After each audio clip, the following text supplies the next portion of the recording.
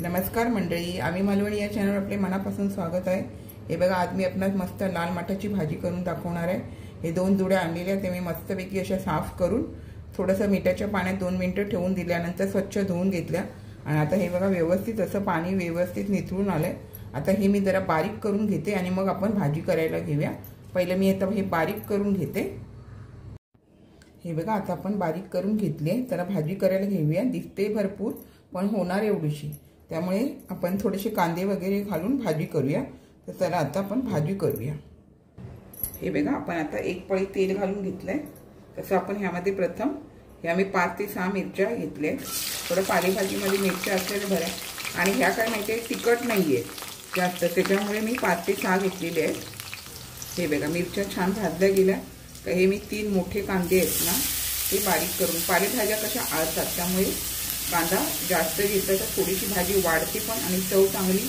आणि कांदा तुम्हाला माहिती आहे आयुर्वेदामध्ये पण 1 नंबर मानला जातो। सर्दी कफ वगैरे असेल तर काढा जो आपण करतो ना, त्यामध्ये कांदा घातला तरी चालतं, किंवा कांद्याच्या रसाला गूळ लावून थोडंसं सुंठ म्हणजे आल्याचा रस लावून मस्त त्याचा रस काढून प्यायचा, आणि मग ते कफ वगैरे झालेला तो रस प्यायला द्यायचा कांद्याला लावून ठेवलेला तो, जेणेकरून कफ छान असा बरा होतो। त्यामुळे कांद्याचा वापर जे लोक कांदा लसूण खातात त्यांनी जेवणात आवर्जून करावं। आता ह्या कांदा छान नरम, लाल नाही नरम होईपर्यंत आपल्याला छान असा परतून घ्यायचा आहे।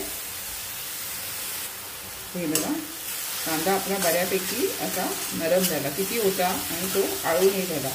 आपल्याला काय वाटकाला भाजतो तसं भाजून नाही घ्यायचं आहे, फक्त असा कलर थोडासा आला आणि एकदम नरम झाला ना काय आपल्याला ह्यामध्ये अगदी बघा पाव चमचा मी हळद घालून घेते।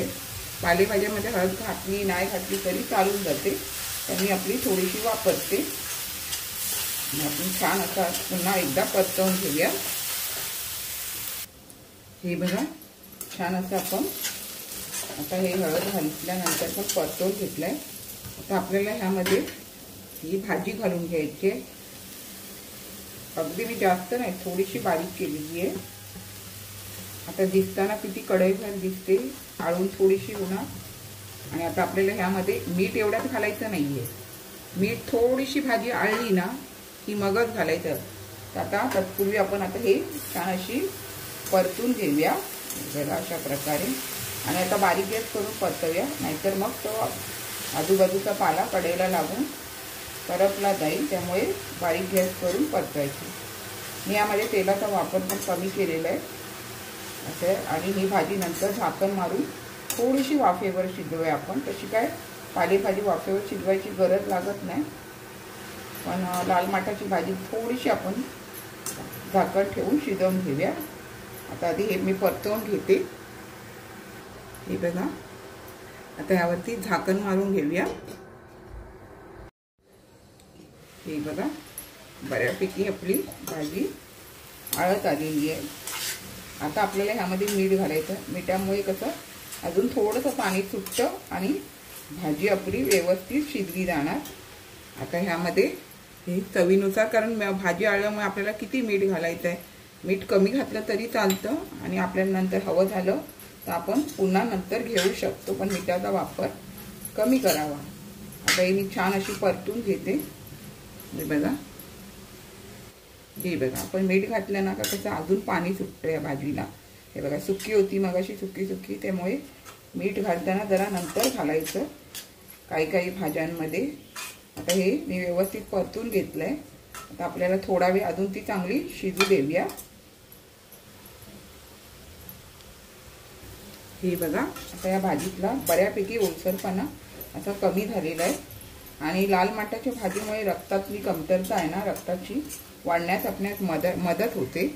त्यामुळे आपण आवर्जून लाल माठाची भाजी खा।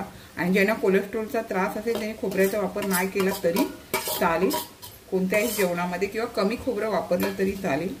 आता आम्ही मालवणी लोक बोललो तर आमच्या बहुतेक जेवणामध्ये खोबरं असतं, तसं आता हे मी मूठभर जायसारखं खोबरं घालून घेतलंय, आणि छान असं ह्यामध्ये 2 मिनिटं बारीक गॅसवरती आपल्याला हे परतवून किंवा असं छानपैकी एकजीव करून घ्यायचं आहे। आता हे मी छान असं एकजीव करून घेते।